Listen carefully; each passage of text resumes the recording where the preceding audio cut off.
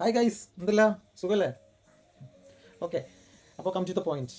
ഇന്നിപ്പോൾ എന്താണ് ടോപ്പിക് എന്ന് വെച്ചാൽ, നിങ്ങൾ തമ്പനയിൽ കണ്ടതുപോലെ ഇപ്പോൾ റീസെൻ്റായിട്ട് റിലീസായ ഒരു പടത്തിനെ കുറിച്ച്, മദ്രാസ്കാരൻ.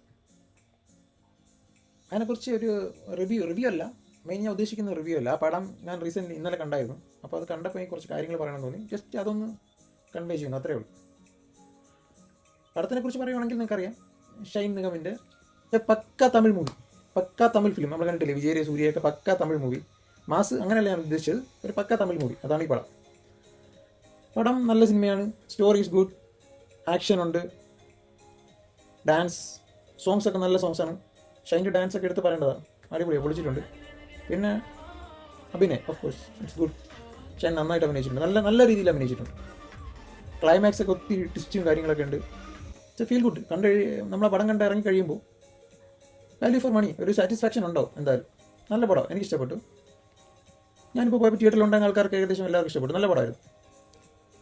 അപ്പോൾ ഞാൻ ഈ വീഡിയോ ചെയ്യാൻ കാരണം, എന്നിട്ടും എന്തുകൊണ്ട് ഈ പടം നമ്മുടെ നാട്ടിൽ ആ ഒരു ഇമ്പാക്റ്റ് ഉണ്ടാക്കിയില്ല? How a celebrity should be, not celebrity, at a common man. Celebrity തന്നെ വേണമെന്നില്ല, consider a common man. So always think carefully before you speak in a public platform. Public platform means, you understand, in social media or in an interview, anywhere. Because which words you choose, it will make a big impact on the society. This is the reason, right? അപ്പോൾ ഉദ്ദേശം എന്താണെന്ന് മനസ്സിലാക്കണമല്ലോ കുറച്ച് ആൾക്കാർക്കെങ്കിലും. എല്ലാവർക്കും മനസ്സിലായിട്ടുണ്ടോ? അതാണ്. അപ്പോൾ നമ്മൾ എന്തെങ്കിലും പറയുന്നതിന് മുമ്പേ ചിന്തിക്കുക. Think before you speak. Okay, thank you guys.